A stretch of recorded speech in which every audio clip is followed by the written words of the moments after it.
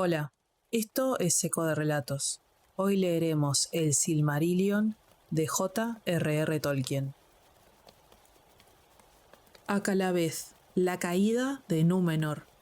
Dicen los Eldar que los hombres vinieron al mundo en el tiempo de la sombra de Morgoth, y que no tardaron en caer bajo su dominio, porque él les envió emisarios, y ellos escucharon las malvadas y astutas palabras de Morgoth, y veneraron la oscuridad, aunque la temían, y erraron siempre hacia el oeste, porque habían oído el rumor de que en el oeste había una luz que la sombra no podía oscurecer. Los sirvientes de Morgoth los perseguían con odio, y los caminos que recorrían eran penosos y largos. No obstante, llegaron por fin a las tierras que dan al mar, y penetraron en Beleriand en los días de la Guerra de las Joyas. Se los llamó Edain en la lengua Sindarin, y se hicieron amigos y aliados de los Eldar, y cumplieron hazañas de gran valor en la guerra contra Morgoth. De los Edain nació el brillante Earendil por el lado del padre, y en la balada de Earendil se cuenta cómo al fin, cuando la victoria de Morgoth era casi completa, construyó el navío Vingilot, que los hombres llaman Rothinsil, y viajó por los mares nunca navegados, siempre en busca de Valinor, porque deseaba hablar ante los poderes en nombre de los dos linajes, para que los Valar los compadecieran y les enviaran ayuda en aquella extrema necesidad. Por tanto, elfos y hombres lo llaman Earendil el Bendito, porque cumplió su misión después de grandes trabajos y muchos peligros. Y de Valinor llegó el ejército de los señores del occidente, pero Earendil no volvió nunca a las tierras que había amado. En la gran batalla, cuando por fin Morgoth fue derrocado y Zangorodrim derribada, solo los Edain de entre las tribus de los hombres lucharon al lado de los Valar, mientras que muchas otras lucharon al lado de Morgoth. Y después de la victoria de los señores del occidente, los hombres malvados que no fueron destruidos escaparon de vuelta al este, donde muchos de esa raza erraban todavía en las tierras baldías, salvajes y proscritos, sin atender a las convocatorias de los Valar, ni tampoco a las de Morgoth. Y los hombres malvados se mezclaron con ellos y les echaron encima una sombra de miedo, y ellos los escogieron como reyes. Entonces los Valar abandonaron por un tiempo a los hombres de la Tierra Media que no habían hecho caso de las convocatorias y que habían elegido a los amigos de Morgoth como amos. Y los hombres habitaron en la oscuridad y fueron perturbados por muchas criaturas malignas que Morgoth había concebido. Y los hombres habitaron en la oscuridad y fueron perturbados por muchas criaturas malignas que Morgoth había concebido en los tiempos de su dominio, demonios y dragones y bestias deformes, y los orcos impuros, que son una penosa imagen de los hijos de Ilúvatar, y la suerte de los hombres fue desdichada. Pero Manwë derrocó a Morgoth y lo expulsó del mundo al vacío que hay fuera de él, y no puede volver al mundo como forma visible mientras los señores del occidente ocupen todavía el trono. Pero las semillas que había plantado germinaban y crecían dando malos frutos, si alguien cuidaba de ellas, porque la voluntad de Morgoth duraba aún y guiaba a los sirvientes, impulsándolos a estorbar la voluntad de los Valar y a destruir a aquellos que la obedecían. Esto los señores del occidente lo sabían muy bien. Por tanto, cuando Morgoth hubo sido expulsado, se reunieron en consejo acerca de las edades que se sucederían luego. A los Eldar les permitieron volver al occidente, y los que habían escuchado las convocatorias vivieron en la isla de Eressëa, y hay en esa tierra un puerto que se llama Avalone, porque de todas las ciudades es la que está más próxima a Valinor. Y la torre de Avalone es lo primero que divisa el marinero cuando por fin se acerca a las tierras imperecederas por sobre las leguas del mar. A los padres de los hombres de las tres casas, fieles también, se les concedieron ricas recompensas. Eowyn fue entre ellos y los instruyó, y se les dio sabiduría y poder y una vida más larga que la de ningún otro mortal. Se hizo una tierra para que los Edain vivieran en ella, y que no era parte de la Tierra Media ni de Valinor, ni tampoco estaba separada de ellas por el ancho mar, pero estaba más cerca de Valinor. fue levantada por Ose de las profundidades del agua inmensa, y fue fortalecida por Aule y enriquecida por Yavanna. Y los Eldar llevaron allí flores y fuentes de Tol Eressëa. A esa tierra los Valar llamaron Andor, la tierra del Don. Y la estrella de Earendil brilló en el occidente como señal de que todo estaba pronto, y como guía en el mar. Y los hombres se maravillaron al ver la llama plateada en los caminos del sol.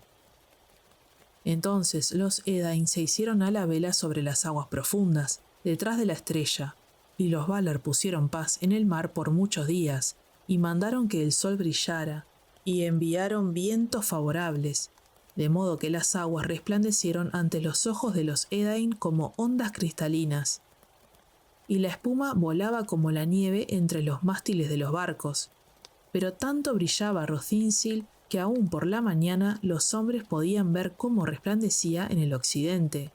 y brillaba solitario en las noches sin nubes, porque nada podían las estrellas a su lado. Y navegando hacia él al cabo de múltiples leguas del mar, los Edain llegaron a la vista de la tierra que les estaba preparada, Andor, la tierra del Don, que resplandecía en vapores dorados. Entonces abandonaron el mar y se encontraron en un campo hermoso y fructífero, y se alegraron, y llamaron a esa tierra Elenna, que significa hacia las estrellas, pero también Anadune, que significa promontorio del occidente, Númenore en alto Eldarin. Este fue el principio del pueblo que en la lengua de los elfos grises se llama Dúnedain, los Númenóreanos, reyes entre los hombres. Pero no escaparon por ello al destino de muerte que Ilúvatar había impuesto a toda la humanidad, y todavía eran mortales, aunque de años más prolongados, y no conocían la enfermedad hasta que la sombra caía sobre ellos. Por tanto se volvieron sabios y gloriosos, y en todo más semejantes a los primeros nacidos que ninguna otra de las tribus de los hombres, y eran altos, más altos que el más alto de los hijos de la Tierra Media, y la luz que tenían en los ojos recordaba la luz de las estrellas refulgentes. Pero crecieron lentamente en número, porque aunque tenían hijas e hijos, más bellos que sus progenitores, los vástagos eran escasos. Antaño la ciudad principal y puerto de Númenor estaba en la costa occidental, y se llamaba Andunie, porque miraba al sol poniente. Pero en medio de la tierra había una montaña alta y escarpada, y se llamaba Meneltarma, el pilar del cielo, y sobre ella había una plaza elevada y abierta, que estaba consagrada a Eru y Ilúvatar. Y en la tierra de los Númenóreanos no había ningún otro templo ni santuario. Al pie de la montaña se levantaban las tumbas de los reyes, y muy cerca sobre una colina estaba Armenelos, la más hermosa de las ciudades, y allí había una torre y una ciudadela construida por Elros, hijo de Earendil, a quien los Valar designaron como primer rey de los Dúnedain. Ahora bien, Elros y su hermano Elrond descendían de las tres casas de los Edain, pero en parte también de los Eldar y los Maiar, porque Idril de Gondolin y Lúthien, hija de Melian, fueron sus antepasadas. Los Valar, por cierto, no podían quitar el don de la muerte, que les había sido dado a los hombres por Ilúvatar, pero en la cuestión de los medioelfos, Ilúvatar decidió que los Valar juzgaran,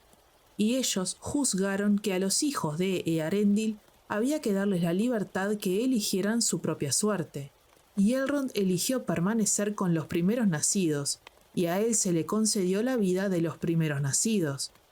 Pero a Elros, que eligió ser un rey de hombres, se le otorgó una vida muy prolongada, mucho más que la de los hombres de la Tierra Media, y el linaje entero, los reyes y los señores de la Casa Real, tuvieron una larga vida, aún en relación con lo que era la norma para los Númenóreanos. Pero Elros vivió 500 años y gobernó a los Númenóreanos durante 404 años. Así transcurrieron los años, y mientras la Tierra Media retrocedía y la luz y la sabiduría menguaban, los Dúnedain vivían bajo la protección de los Valar y unidos en amistad con los Eldar. Y crecían en altura, tanto de mente como de cuerpo, porque, aunque este pueblo todavía hablaba su propio idioma, Los reyes y señores conocían y hablaban también la lengua élfica, que habían aprendido en los días de la Alianza,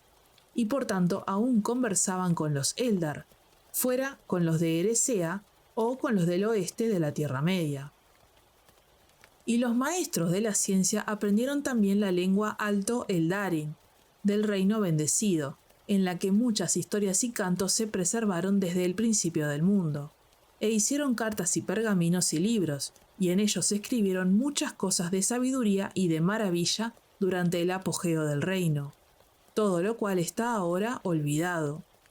Así fue que además de sus propios nombres, todos los señores de los Númenóreanos tenían nombres Eldarin, y lo mismo sucedía con las ciudades y hermosos sitios que fundaron en Númenor y en las costas de las tierras de Acuende, porque los Dúnedain se convirtieron en maestros artífices, de modo que si lo hubieran querido podrían haber sobrepasado con facilidad a los malvados reyes de la Tierra Media en estrategia de guerra y en la forja de armas. Pero ahora eran hombres de paz. Por sobre todas las artes prefirieron la fabricación de barcos y la marinería, y se convirtieron en marineros como no volverán a verse desde que el mundo quedó menguado. Y viajar por el ancho mar fue la hazaña y la aventura principal de esos hombres atrevidos en los galanos días en que aún eran jóvenes. Pero los señores de Valinor les ordenaron que no perdiesen de vista las costas de Númenor si viajaban hacia el oeste. Y durante mucho tiempo los Dúnedain estuvieron contentos, aunque no comprendían del todo la finalidad de esta prohibición.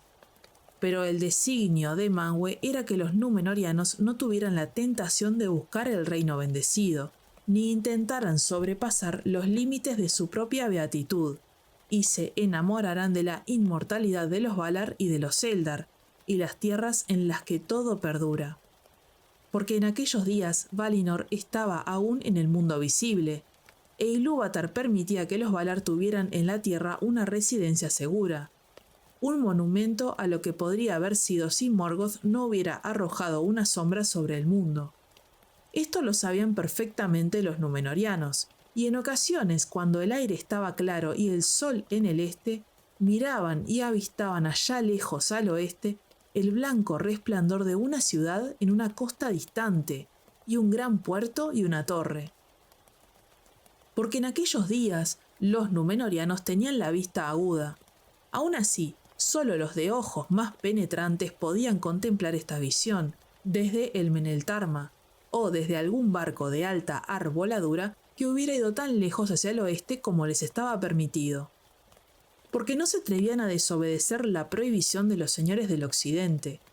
Pero los más sabios de ellos sabían que esa tierra distante no era en verdad el reino bendecido de Valinor, sino Avalonne, el puerto de los Eldar en Eressëa, el extremo oriental de las tierras imperecederas. Y desde allí venían a veces los primeros nacidos a Númenor en barcas sin remos, tan blancas como aves que volaran desde el sol poniente, y llevaban a Númenor muchos regalos, aves cantoras y flores fragantes, y hierbas de gran virtud, y transportaron un vástago de Celeborn, el árbol blanco, que crecía en medio de Eressëa, y era a su vez vástago de Galathilion, el árbol de Tuna, la imagen de Telperion que Yavanna dio a los Eldar en el reino bendecido. Y el árbol creció y floreció en los patios del rey en Armenelos. Nimloth se llamó, y las flores se abrían al atardecer, y una fragancia llenaba las sombras de la noche. Fue así que a causa de la prohibición de los Valar, los Dúnedain de aquellos días navegaban siempre hacia el este y no hacia el oeste, desde la oscuridad del norte hasta los calores del sur, y más allá del sur hasta las oscuridades bajas, y se internaban aún en el mar interior y viajaban alrededor de la Tierra Media, y atisbaban desde las elevadas proas las puertas de la mañana en el este. Y los Dúnedain llegaban a veces a las costas de las grandes tierras, y se compadecían del mundo abandonado de la Tierra Media, y los señores de Númenor pusieron pie otra vez en las costas occidentales en los años oscuros de los hombres, y sin embargo ninguno se atrevía a resistirse, porque la mayor parte de los hombres de esa época se habían vuelto débiles y temerosos, y estando entre ellos, los númenóreanos les enseñaron muchas cosas.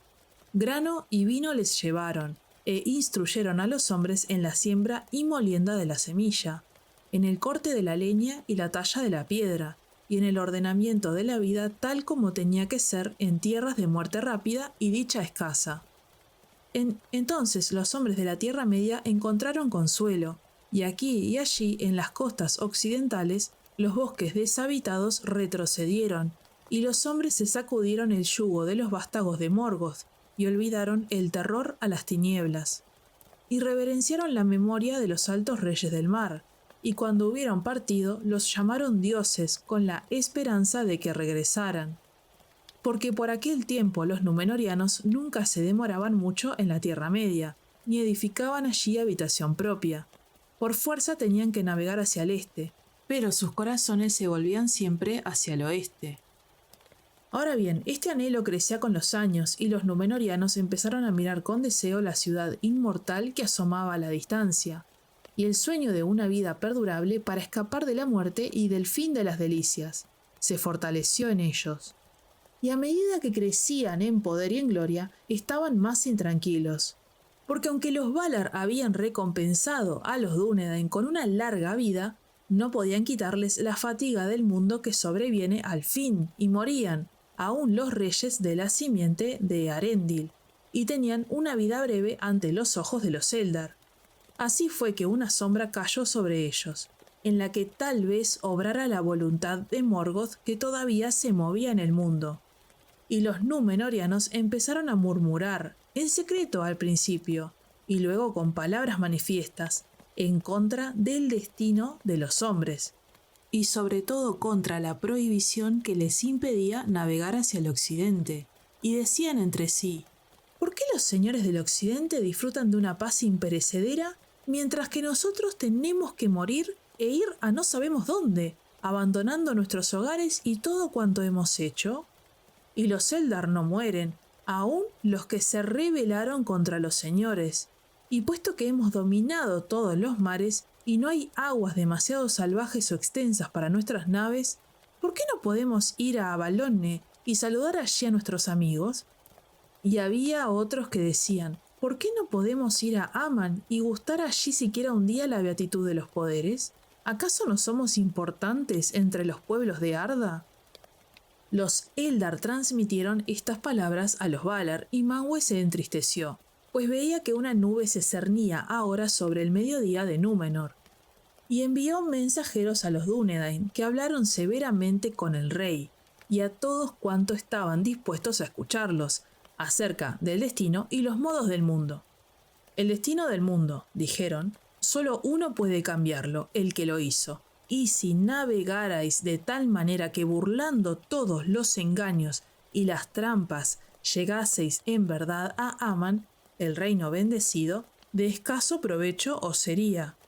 Porque no es la tierra de Manwë lo que hace inmortal a la gente, sino que la inmortalidad que allí habita ha santificado la tierra, y allí os marchitaríais y os fatigaríais más pronto, como las polillas en una luz demasiado fuerte y constante. Pero el rey le preguntó, ¿y no vive acaso Earendil, mi antepasado? ¿O no está en la tierra de Aman? A lo cual ellos respondieron, sabéis que tiene un destino aparte y fue adjudicado a los primeros nacidos que no mueren,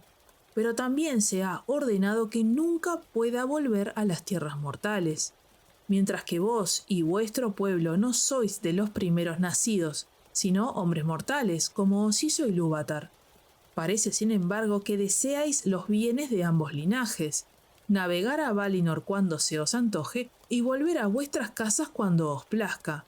Eso no puede ser, ni pueden los Valar quitar los dones de Ilúvatar. Los Eldar, decís, no son castigados, y ni siquiera los que se rebelaron mueren.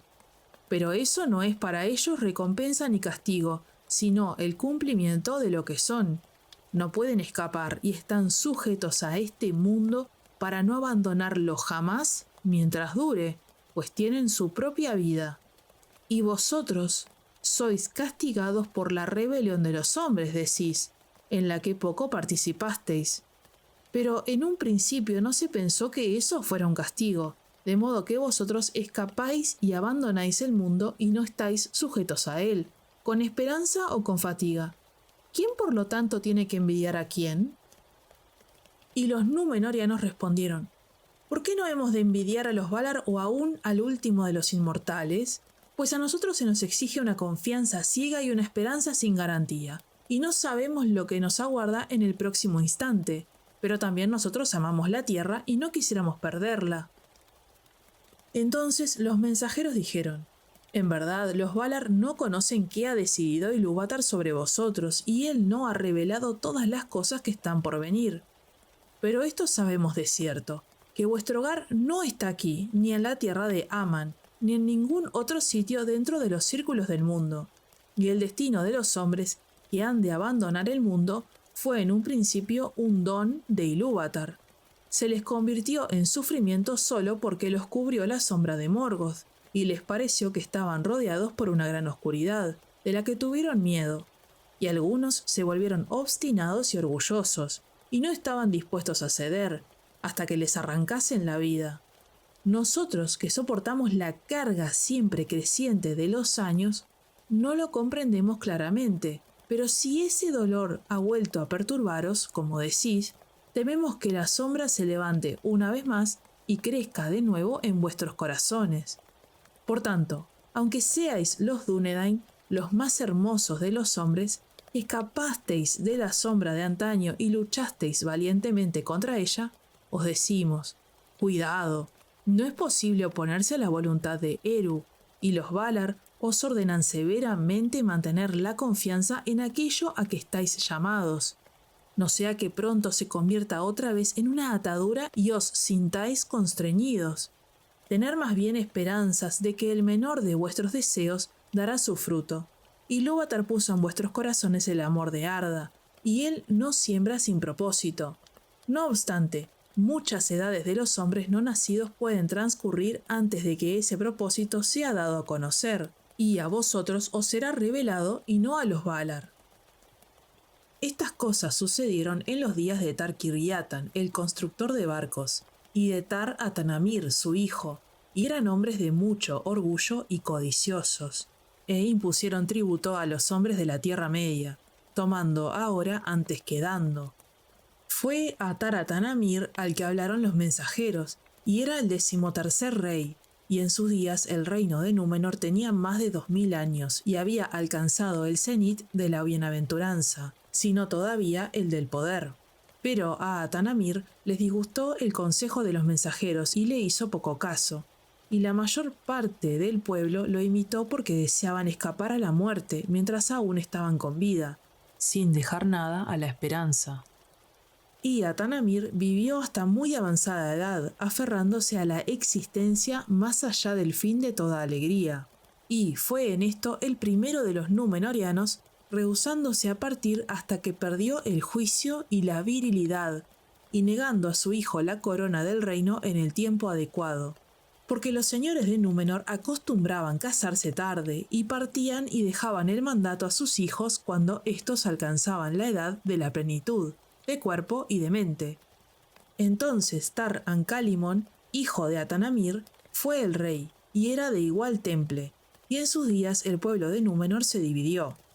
La mayor de las dos partes fue llamada los hombres del rey, y eran gente orgullosa, y se apartaban de los Eldar y los Valar, y la parte menor se llamó los Elendili, los amigos de los elfos, porque aunque en verdad se mantenían fieles al rey y a la casa de Elros, deseaban conservar la amistad de los Eldar, y escucharon el consejo de los señores del occidente.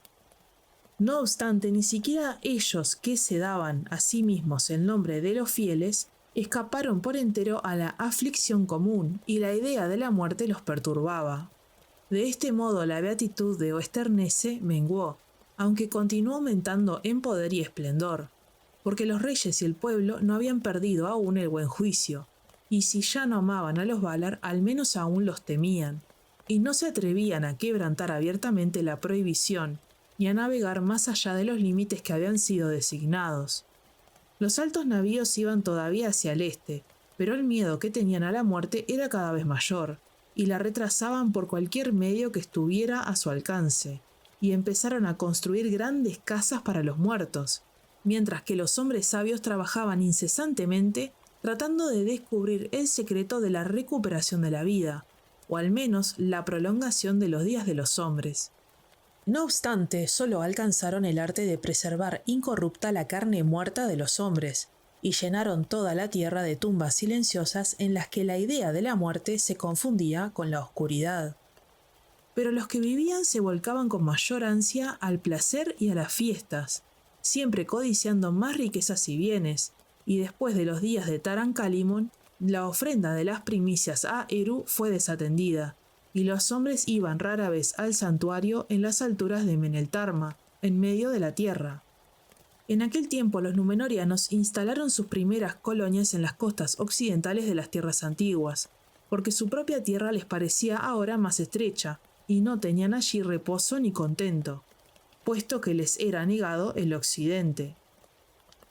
Construyeron grandes puertos y fuertes torres, y muchos moraron en ellas, pero eran ahora señores y amos y recolectores de tributos antes que aprendices y maestros. Los grandes barcos de los númenóreanos navegaban hacia el este en el viento y volvían siempre cargados, y el poder y la majestad de los reyes se acrecentaban día a día, y bebían y celebraban fiestas y se vestían de plata y oro. En todo esto los amigos de los elfos participaron muy poco. Solo ellos iban ahora al norte y a la tierra de Gil-galad, conservando la amistad con los elfos y ayudando en contra de Sauron, y su puerto era Pelargir, sobre las desembocaduras de Anduin el Grande. Pero los hombres del rey avanzaban muy lejos hacia el sur, y los señoríos y las fortalezas que construyeron dejaron muchas huellas en las leyendas de los hombres. En esta edad, como se dice en otra parte, Sauron se levantó de nuevo en la Tierra Media, y creció y regresó al mal en que Morgoth lo había criado, ganando en poder mientras lo servía. Ya en los días de Tar-Minastir, el 11º rey de Númenor había fortificado la tierra de Mordor y había construido la torre de Barad-dûr, y en adelante luchó siempre por el dominio de la Tierra Media, para convertirse en rey por encima de todos los reyes y en un dios para los hombres. Y Sauron odiaba a los númenóreanos a causa de los hechos de sus padres y de su antigua alianza con los elfos y su fidelidad a los Valar. Y tampoco olvidaba la ayuda que Tar-Minastir había prestado a Gil-galad tiempo atrás, cuando el anillo único fue forjado y hubo guerra entre Sauron y los elfos en Eriador. Ahora se enteró de que el poder y el esplendor de los reyes de Númenor había aumentado, y los odió todavía más, y tuvo miedo de que invadieran sus territorios y le arrebataran el dominio del este. Pero por largo tiempo no se atrevió a desafiar a los señores del mar, y se retiró de las costas.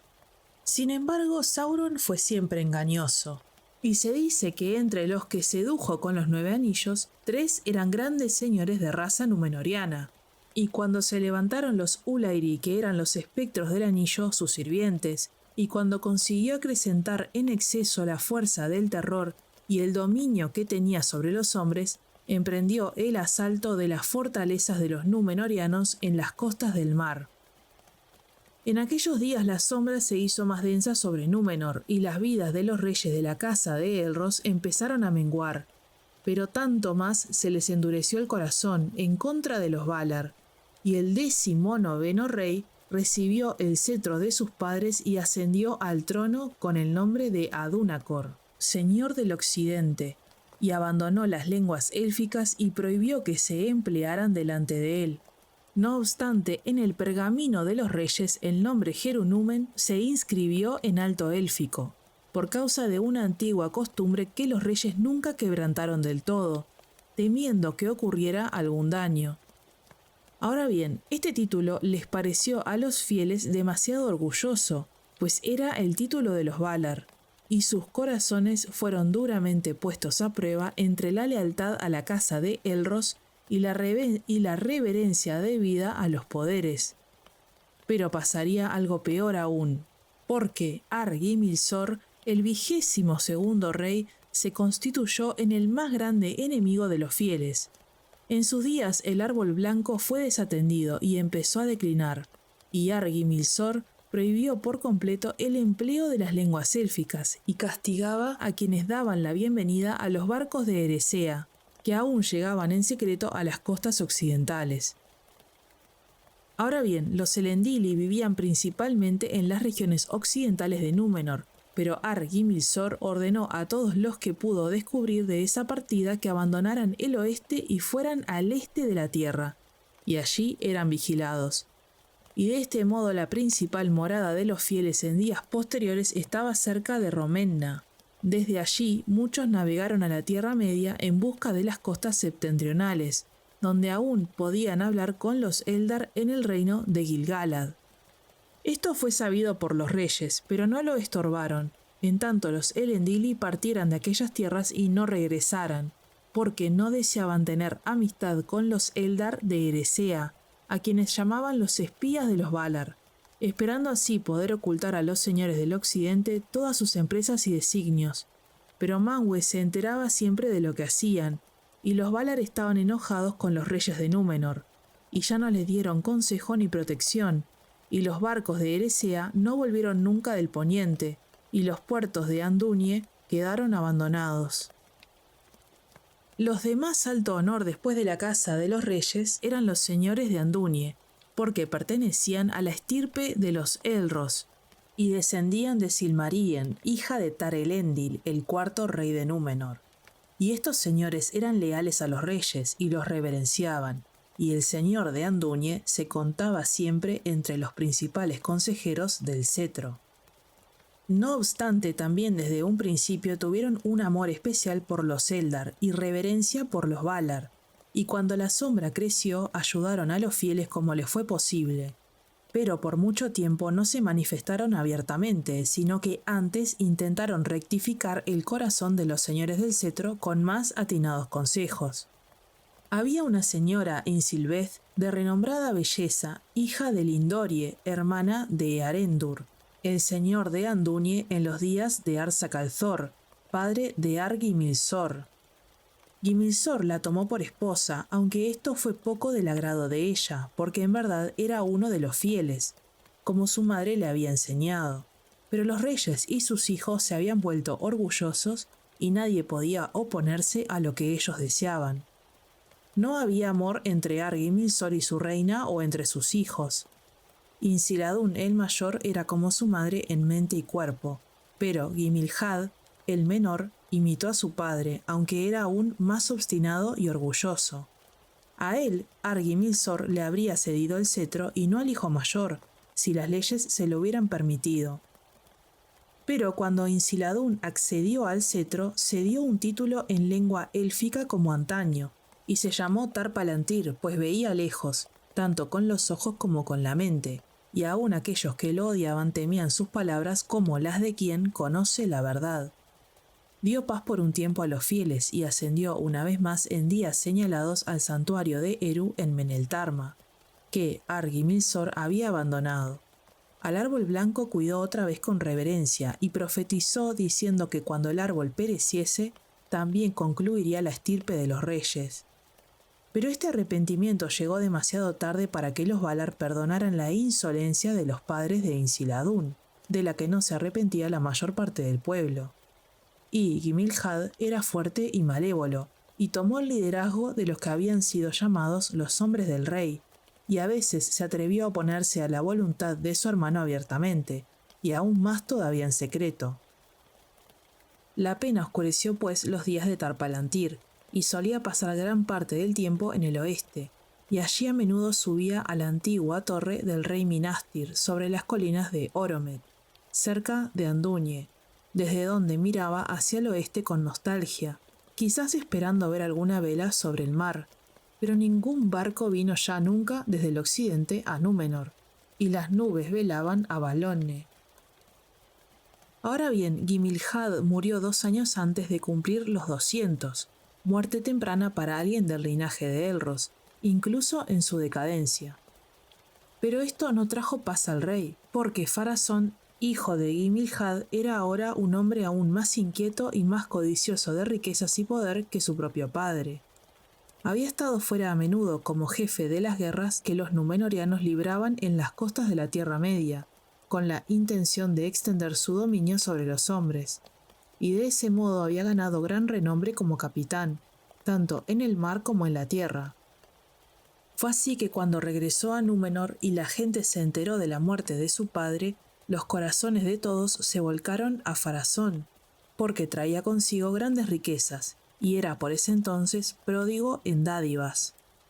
Y sucedió que los pesares fatigaron a Tar-Palantir, que al fin murió. No tenía hijos, sino solo una hija, a la que había llamado Miriel en lengua élfica, y por derecho propio y por las leyes de los númenóreanos, a ella le correspondió el cetro. Pero Pharazón la tomó por esposa contra la voluntad de ella, e hizo mal en esto, e hizo mal también porque las leyes de Númenor no permitían el matrimonio, ni siquiera en la casa real, entre parientes más cercanos que primos en segundo grado.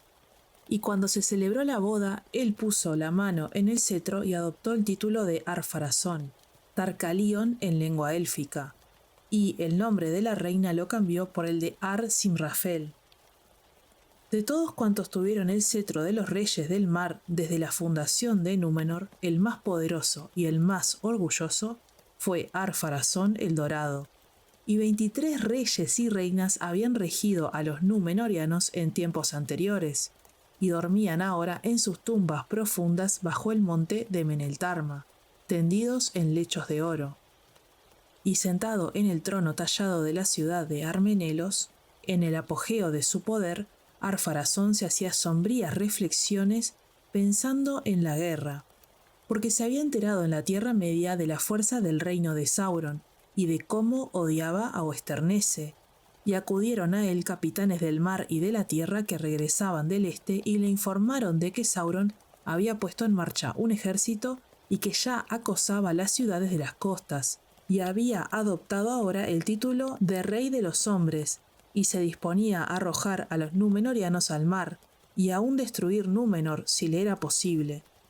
Grande fue la ira de Ar-Pharazón al oír estas nuevas, y mientras meditaba largamente en secreto, se le encendió en el corazón un deseo ilimitado de poder, y de que no hubiera otra voluntad que la suya, y decidió, sin pedir consejo a los Valar ni recurrir a la ayuda de otra sabiduría que la propia, que él mismo reclamaría el título de Rey del Mundo, y que a Sauron lo convertiría en vasallo y sirviente, porque movido por el orgullo, Ar-Pharazón pensaba que ningún rey había de ser tan poderoso como para rivalizar con el heredero de Earendil. Por tanto, empezó en ese tiempo a forjar una gran cantidad de armas y construyó muchos barcos de guerra, y los guardó junto con las armas. Y cuando todo estuvo dispuesto, él mismo se hizo a la mar hacia el este. Y los hombres vieron las velas que asomaban en el poniente, teñidas de escarlata, resplandecientes de rojo y de oro, y los habitantes de las costas se amedrentaron y huyeron lejos. Pero la flota llegó por último a ese sitio llamado Umbar, donde los númenóreanos tenían un puerto poderoso, que no era obra de ninguna mano. Desiertas y en silencio estaban todas las tierras en derredor cuando el rey del mar avanzó sobre la Tierra Media. Durante 7 días marchó con trompetas y estandartes, y llegó a una colina y subió a ella, y levantó allí su pabellón y su trono, y se sentó en medio, y las tiendas de las huestes se ordenaron alrededor, doradas y blancas y azules como un prado de flores altas. Entonces envió heraldos y ordenó a Sauron que se presentara ante él y le jurara fidelidad. Y Sauron acudió. Desde su poderosa torre de Barad-dûr acudió, pero no a combatir, porque advirtió que el poder y la majestad de los reyes del mar sobrepasaban todos los rumores, y que ni siquiera los más grandes de los vasallos de Angband podrían hacerle frente, y entendió que no había llegado el momento de que se impusiese a los Dúnedain. Y era taimado, hábil para salirse sutilmente con la suya, cuando la fuerza no le valía. Por tanto se humilló ante Ar-Pharazón y pronunció dulces palabras, y los hombres se asombraron, pues todo cuanto decía parecía justo y sabio.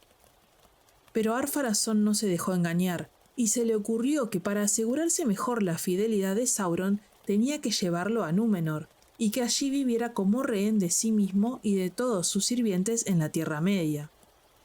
A esto consintió Sauron, como quien está obligado, pero en secreto sintiéndose complacido, pues era en verdad lo que deseaba. Y Sauron cruzó el mar y contempló la tierra de Númenor y la ciudad de Armenelos en sus días de gloria, y quedó perplejo. Pero en lo íntimo del corazón la envidia y el odio le crecieron todavía más.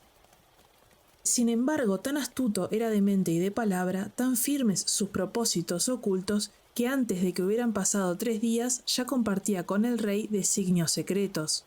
pues tenía siempre en la lengua palabras dulces como la miel, y conocía muchas cosas que aún no habían sido reveladas a los hombres.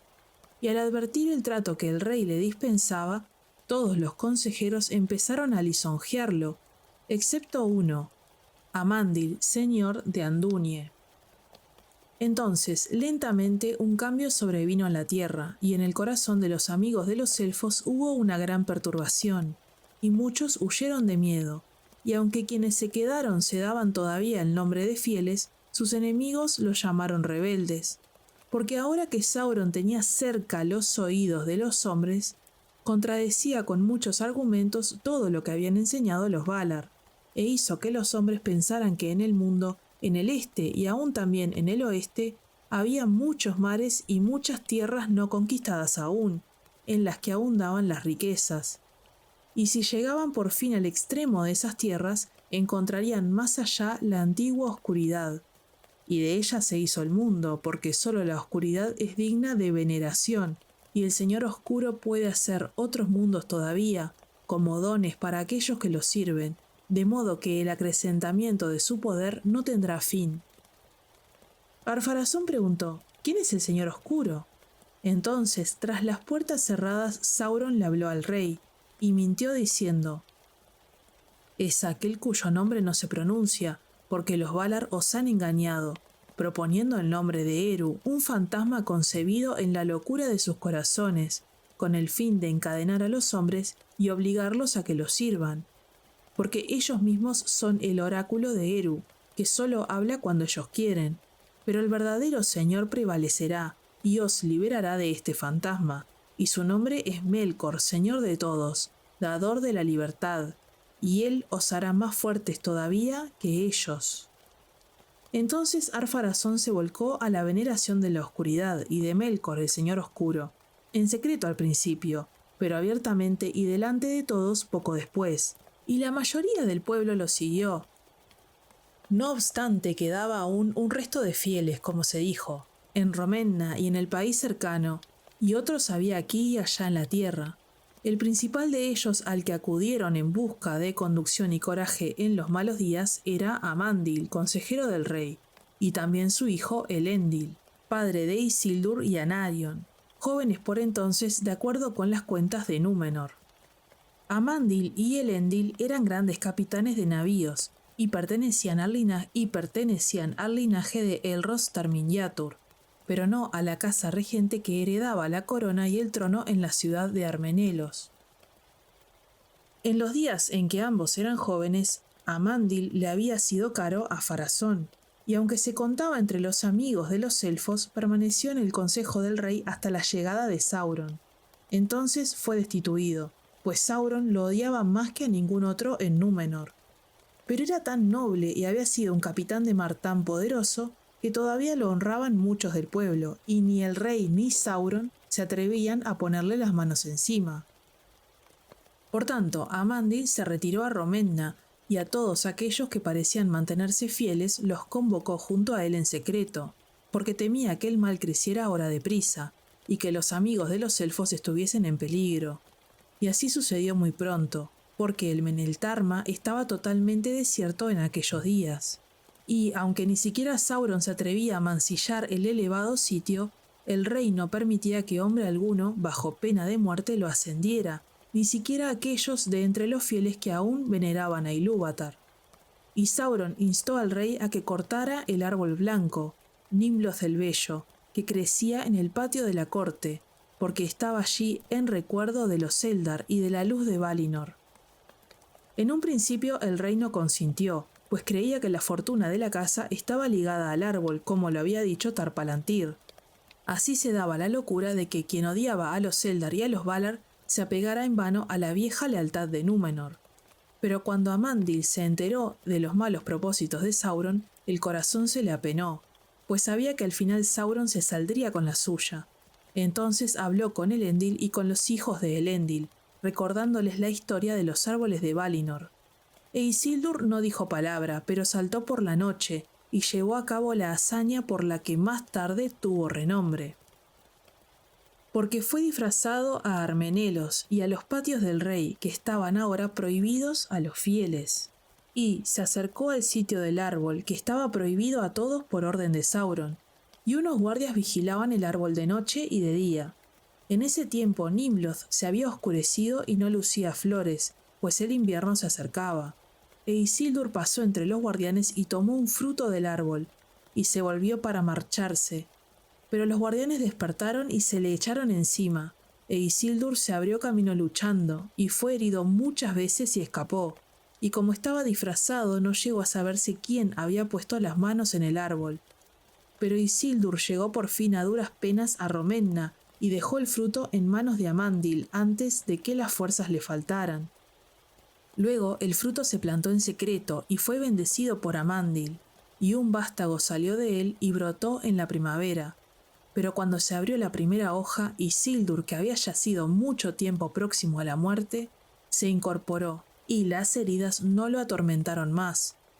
No se hizo esto demasiado pronto, porque después del ataque el rey cedió ante Sauron y derribó el árbol blanco, y se apartó entonces por entero de la fidelidad de sus padres. Pero Sauron logró que se levantara un poderoso templo en la colina en medio de la ciudad de los Númenóreanos, Armenelos la Dorada, y tenía forma de círculo en la base con un diámetro de 500 pies, y allí las paredes eran de 50 pies de espesor, y se alzaban del suelo 500 pies, y estaban coronados por una gran cúpula, y esa cúpula estaba techada de plata y resplandecía el sol, de modo que la luz se divisaba desde lejos, pero pronto la luz se oscureció y la plata se ennegreció, porque había un altar de fuego en medio del templo, y con una espesa humareda, y el primer fuego sobre el altar lo encendió Sauron con leños de Nimloth, y estos crepitaron y se consumieron, pero el humo que salió asombró a los hombres, y una nube cubrió la tierra durante 7 días, hasta que lentamente se trasladó hacia el oeste. En adelante el fuego y el humo subieron de continuo, porque el poder de Sauron crecía diariamente, y en este templo, con derramamiento de sangre y tormentos y gran maldad, los hombres hacían sacrificios a Melkor para que los librara de la muerte, y con frecuencia escogían a sus víctimas de entre los fieles, aunque nunca se los acusaba abiertamente de que no veneraran a Melkor, sino de que odiaban al rey y de que eran rebeldes, o de que conspiraban contra el pueblo inventando venenos y mentiras. Estos cargos eran casi siempre falsos. No obstante, fueron días amargos aquellos, y el odio engendraba más odio. Pero sin embargo la muerte no abandonaba la tierra, por el contrario, llegaba más pronto y con mayor frecuencia, y en múltiples y espantosos atuendos. Porque antes los hombres envejecían lentamente, y por último se acostaban como para dormir, cansados del trajín de los días. Pero ahora en cambio eran asaltados por la enfermedad y la locura, y no obstante tenían miedo de morir y de salir a la oscuridad, el reino del Señor que habían adoptado, y en su agonía se maldecían a sí mismos. Y entonces los hombres se alzaban en armas y se daban muerte unos a otros por una nadería, porque se habían vuelto más rápidos para la cólera.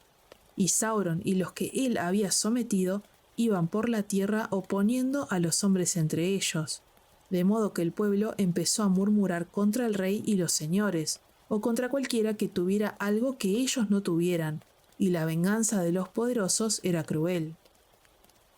No obstante, les pareció a los númenóreanos durante mucho tiempo que prosperaban, y si no tenían más felicidad eran al menos más fuertes, y los ricos todavía más ricos, porque con la ayuda y el consejo de Sauron multiplicaron sus posesiones e inventaron máquinas, y construyeron barcos cada vez más grandes. y navegaban ahora con fuerzas y pertrechos de guerra a la Tierra Media, y ya no iban llevando regalos, sino como feroces guerreros, y perseguían a los hombres de la Tierra Media y les arrebataban los bienes y los esclavizaban, y a muchos los mataban cruelmente en sus altares, porque levantaban fortalezas, templos y grandes tumbas en aquellos días, y los hombres los temían, y el recuerdo de los bondadosos reyes de antaño se borró, y fue oscurecido por no pocas historias de espanto. De este modo Ar-Pharazôn, rey de la Tierra de la Estrella, se convirtió en el tirano más poderoso del mundo, desde el reinado de Morgoth, aunque Sauron era en verdad quien gobernaba todas las cosas escondido detrás del trono. Pero los años pasaron y el rey sintió que la sombra de la muerte se aproximaba, a medida que se alargaban los días, y el miedo y la cólera lo ganaron. Llegaba ahora la hora que Sauron había dispuesto, y que aguardaba desde tiempo atrás. Y Sauron habló al rey diciendo que era muy fuerte, y que ya nada podía impedirle que hiciese su voluntad en todas las cosas, sin estar sometido a prohibiciones o mandatos.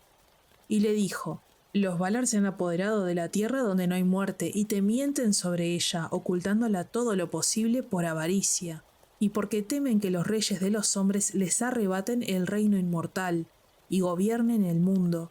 Y aunque no cabe duda de que el don de la vida interminable no es para todos, sino solo para quienes son dignos, como hombres de poder y de orgullo y de alto linaje, este don se le ha quitado contra toda justicia al rey de reyes, Ar-Pharazôn, el más poderoso de los hijos de la tierra, con quien solo Manwë puede ser comparado, y quizá ni siquiera él, pero los grandes reyes no toleran negativas y toman lo que se les debe. Entonces Ar-Pharazôn, infatuado y ya a la sombra de la muerte, pues el curso de sus días estaba acercándose al fin, escuchó a Sauron y se puso a pensar en cómo hacer la guerra a los Valar. Pasó mucho tiempo en la preparación de este designio, y aún no habló de él abiertamente. No obstante, no podía ocultárselos a todos. Y Amandil, al advertir las intenciones del rey, sintió tristeza y miedo, pues sabía que los hombres no podían vencer a los Valar, y la ruina caería sobre el mundo si esta guerra no se impedía. Por tanto, llamó a su hijo Elendil y le dijo: los días se han oscurecido y ya no hay esperanza para los hombres, pues los fieles son pocos. En consecuencia, estoy decidido a emprender la misión que nuestro antepasado Earendil emprendió otrora, y navegaré hacia el oeste, esté prohibido o no, y hablaré con los Valar, aún con el mismo Manwë si es posible, y le rogaré que nos ayude antes de que todo esté perdido. ¿Traicionarías entonces al rey?, preguntó Elendil, porque sabes que se nos acusa de traidores y espías, falso cargo hasta el día de hoy.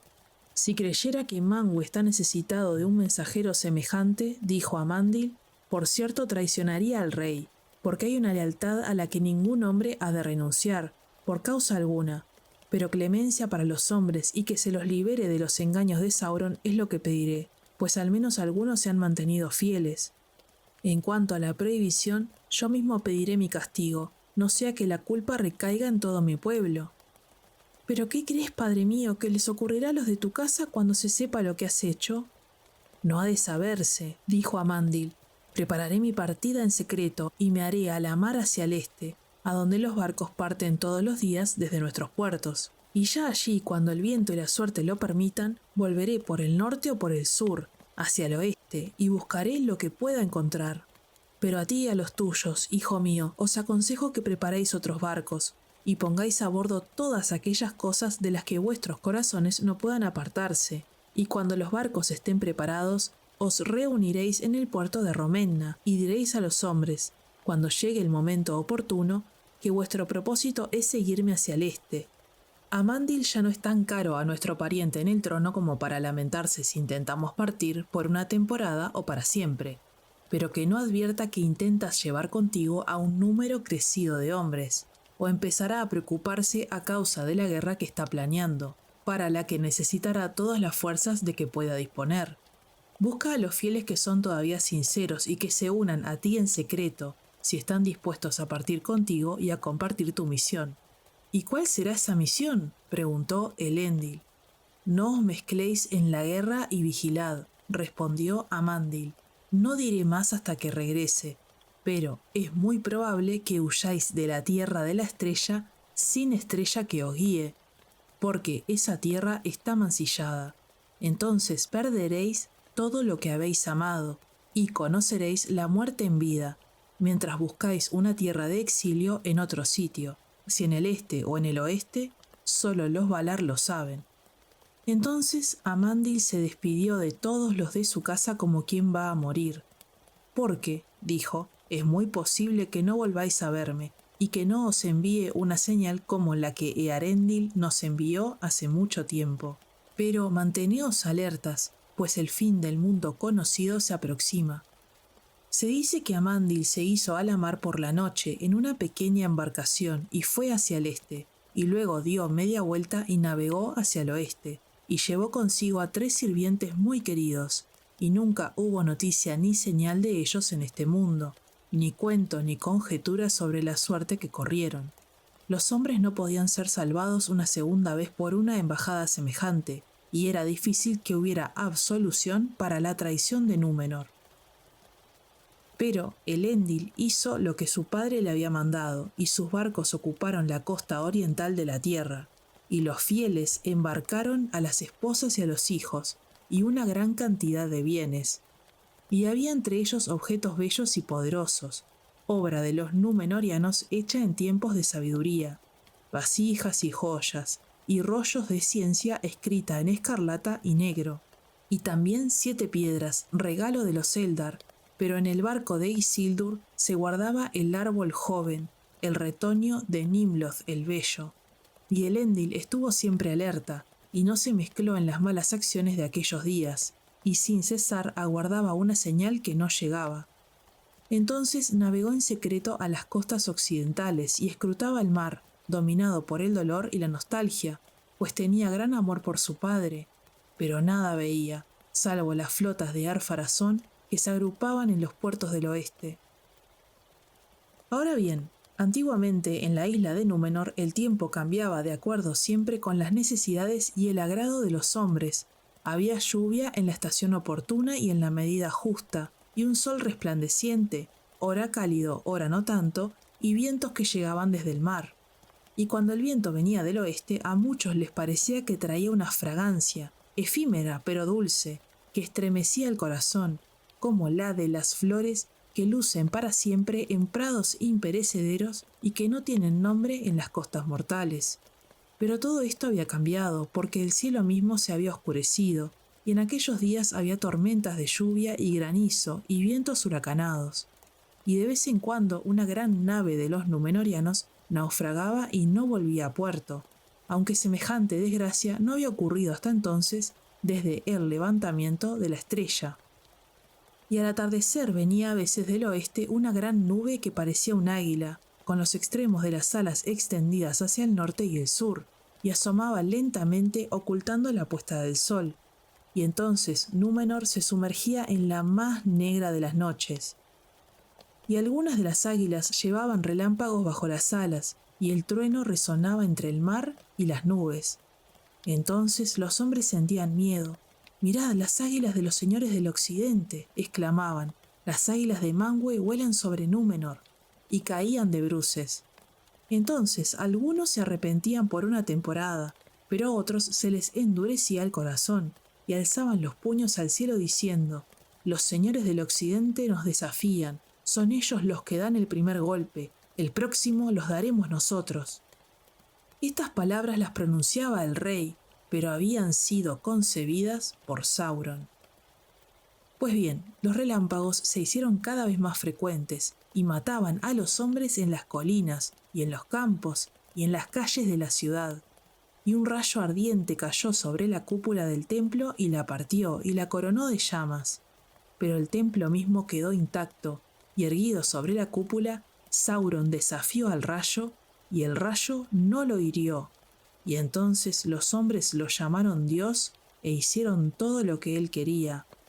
Fue así que apenas prestaron atención al último portento, porque la tierra se estremeció, y un rugido como de trueno subterráneo se mezcló con los bramidos del mar, y salió humo de la cima del Meneltarma. y Ar-Pharazôn se apresuró a preparar sus armamentos. En ese tiempo la flota de los Númenóreanos oscurecieron el mar hasta el occidente de la tierra, y parecían un archipiélago de 1000 islas. Los mástiles eran como un bosque sobre las montañas, y las velas como una nube amenazadora, y los estandartes eran negros y dorados. Y todas las cosas aguardaban en el mundo de Ar-Pharazôn, y Sauron se retiró al círculo central del templo, y los hombres le llevaban víctimas para ser quemadas. Entonces las águilas de los señores del occidente llegaron desde donde muere el día, en formación de combate, avanzando en una línea cuyo extremo disminuía hasta borrarse a lo lejos, y al acercarse dominaban el cielo, extendiendo las alas cada vez más amplias. Pero el occidente ardía rojo detrás, y ellas resplandecían por debajo, como si estuvieran inflamadas por una llama de ira que iluminaba toda Númenor como si fuera un incendio, y los hombres miraban las caras de alrededor, y les parecía que estaban rojas de cólera. Entonces Ar-Pharazôn se hizo a la mar con su poderosa barca, Alcarondas, castillo del mar. Tenía muchos remos y muchos mástiles dorados y amarillos, y sobre ella estaba montado el trono. Y Ar-Pharazôn se puso el traje de ceremonia y la corona, y mandó que izaran el estandarte, y dio la señal de levar anclas, y en ese momento las trompetas de Númenor cubrieron el sonido del trueno. Las flotas de los Númenóreanos avanzaron entonces contra la amenaza del occidente, y había escaso viento, pero tenían muchos remos y muchos esclavos que remaban bajo el látigo. El sol se puso, y un gran silencio sobrevino. La oscuridad descendió sobre la tierra, y el mar estaba inmóvil, mientras el mundo aguardaba lo que había de acaecer. Lentamente, los que vigilaban los puertos fueron perdiendo de vista a las flotas, y las luces de las naves se debilitaron, y se las tragó la noche, y por la mañana habían desaparecido, y quebrantaron la prohibición de los Valar, y navegaron por mares vedados, avanzando con intención de guerra contra los inmortales, para arrancarles una vida perdurable en los círculos del mundo. Pero las flotas de Ar-Pharazôn llegaron de alta mar y rodearon a Balonne y toda la isla de Eressëa, y los Eldar se lamentaron, porque la nube de los Númenóreanos cubrió la luz del sol poniente. Y por último Ar-Pharazôn llegó al reino bendecido de Aman y las costas de Valinor, y todo estaba todavía en silencio, y el hado pendía de un hilo. Porque Ar-Pharazôn titubeó en ese momento y estuvo a punto de volverse.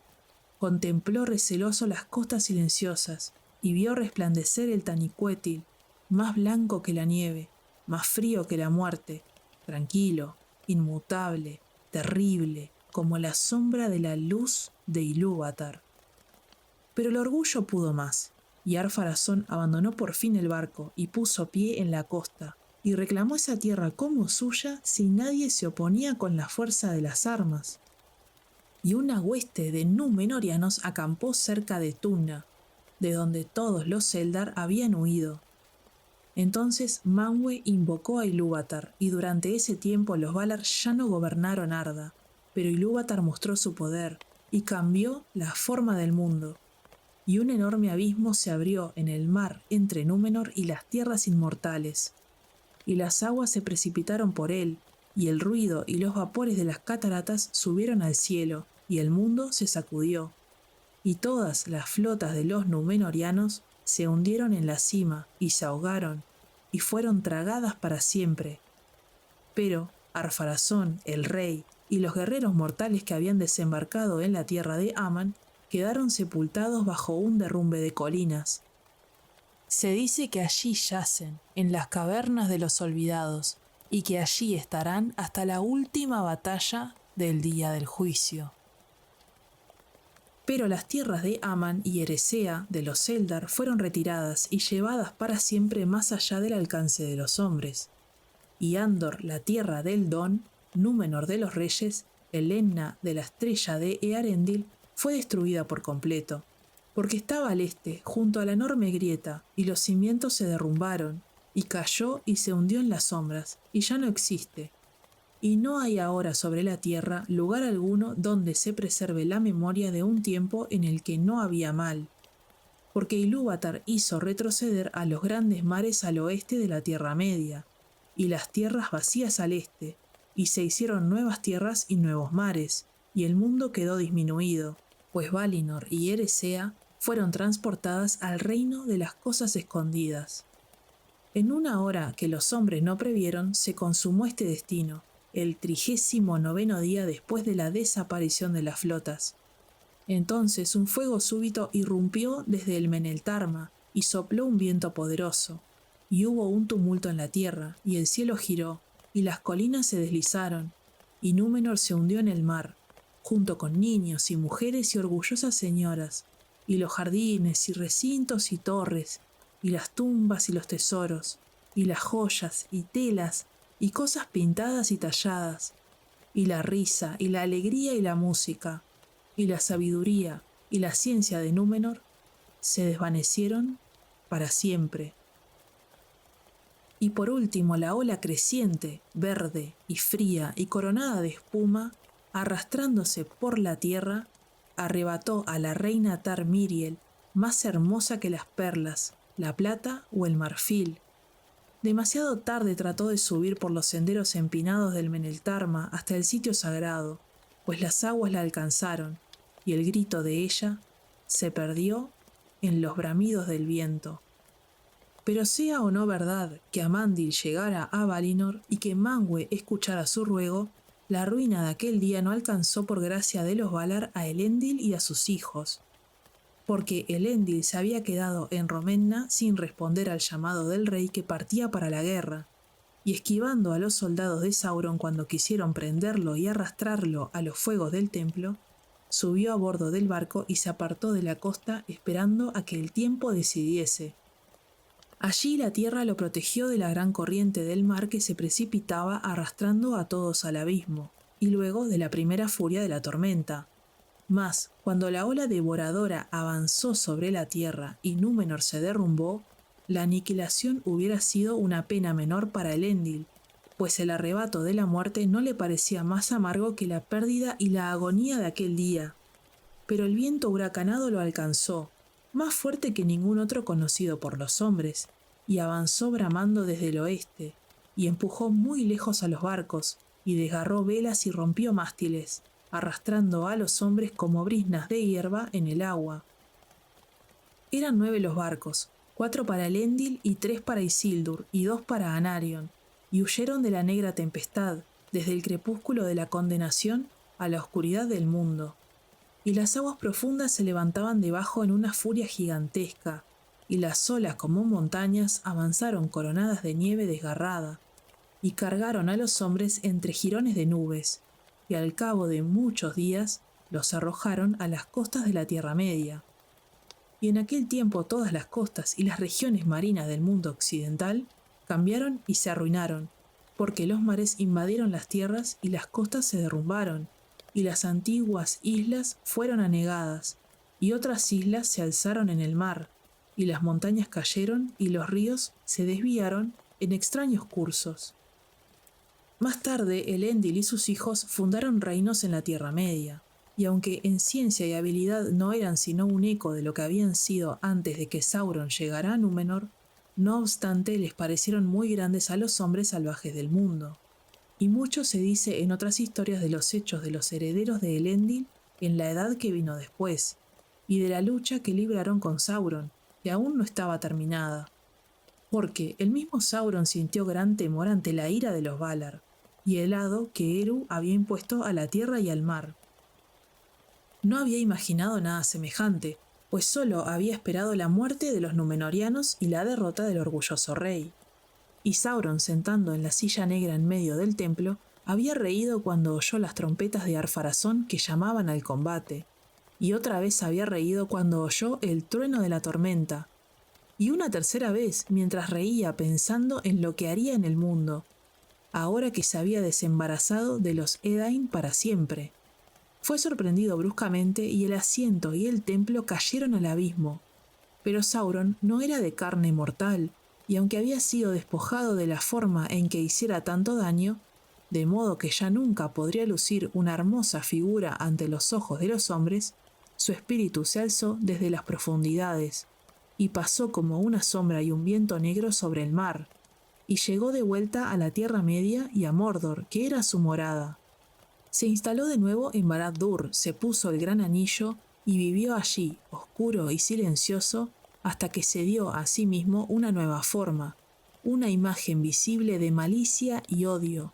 y el ojo de Sauron el Terrible, pocos podían soportarlo. Pero estas cosas no pertenecen a la historia de la anegación de Númenor, de la cual todo se ha dicho ahora, e incluso el nombre de esa tierra pereció, y desde entonces los hombres ya no hablaron de Elenna ni de Andor, el don que había sido arrebatado, ni de Númenore en los confines del mundo, pero los exiliados en las costas del mar, si miraban hacia el anhelado occidente, hablaban de Mar Nufalmar que se hundió bajo las olas, a Calaveth, la sepultada, a Talante, en lengua eldarin. Entre los exiliados muchos creían que la cima del Meneltarma, el pilar del cielo, no fue anegada para siempre, sino que se levantó otra vez por encima de las olas, una isla perdida en las grandes aguas, porque había sido un sitio consagrado y nadie lo había mancillado nunca, aún en días de Sauron. Y algunos hubo de la simiente de Eärendil que después lo buscaron, porque se decía entre los sabios que en otro tiempo los hombres de vista penetrante alcanzaban a atisbar desde el Meneltarma las tierras inmortales, porque aún después de la ruina el corazón de los Dúnedain se volcaba hacia el oeste, y aunque en verdad sabían que el mundo había cambiado, decían, Avalonne ha desaparecido de la faz de la tierra, y la tierra de Aman ha sido arrebatada, y nadie puede encontrarlas en este mundo de oscuridad. No obstante, una vez fueron, y por tanto todavía son, plenamente y en la forma cabal del mundo, tal como fue concebido por vez primera. Porque los Dúnedain sostenían que aún los hombres mortales, si se los bendecía, podrían ver otros tiempos que el de la vida de los cuerpos, y anhelaban siempre escapar de las sombras del exilio y contemplar de algún modo la luz que no muere, porque el dolor del pensamiento de la muerte los había perseguido por sobre los abismos del mar. Por ese motivo los grandes marineros que había entre ellos exploraban todavía los mares vacíos, con la esperanza de llegar a la isla del Meneltarma y tener allí una visión de las cosas que fueron.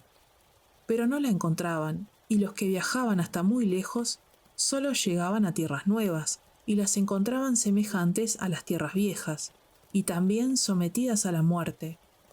Y los que viajaban más lejos todavía solo trazaban un círculo alrededor de la tierra para volver fatigados por fin al lugar de partida, y decían, todos los caminos son curvos ahora. De este modo, en parte por los viajes de los barcos, en parte por la ciencia y la lectura de las estrellas, los reyes de los hombres supieron que el mundo era en verdad redondo, y sin embargo aún se permitía que los Eldar partieran y navegaran hacia el antiguo occidente y a Avalonne, si así lo querían. Por tanto, los sabios de entre los hombres decían que tenía que haber un camino recto para aquellos a quienes se les permitiese descubrirlo, y enseñaban que aunque el nuevo mundo estuviese torcido, el viejo camino y el sendero del recuerdo del occidente todavía estaban allí, como si fueran un poderoso puente invisible que atravesara el aire del aliento y del vuelo, que eran curvos ahora como el mundo, y cruzara el Ilmen que ninguna carne puede soportar sin asistencia, hasta llegar a Tol Eressëa, la isla solitaria, y quizás aún más allá hasta Valinor, donde habitan todavía los Valar, y observan el desarrollo de la historia del mundo. Y cuentos y rumores nacieron a lo largo de las costas del mar acerca de marineros y hombres abandonados en las aguas, que por algún destino o gracia o favor de los Valar habían encontrado el camino recto, y habían visto cómo se hundía por debajo de ellos la faz del mundo, y de ese modo habían llegado al puerto de Avalonne, con lámparas que iluminaban los muelles, o en verdad a las últimas playas de Aman, y allí habían contemplado la montaña blanca, terrible y hermosa, antes de morir.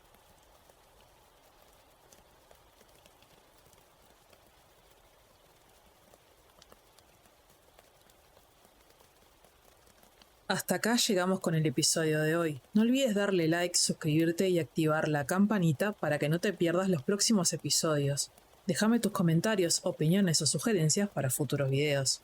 Quiero aprovechar y dar un especial agradecimiento a los miembros del canal. Si se quieren unir, lo pueden hacer por YouTube o Spotify. Así tienen los videos antes que el resto. Nos vemos en el próximo capítulo.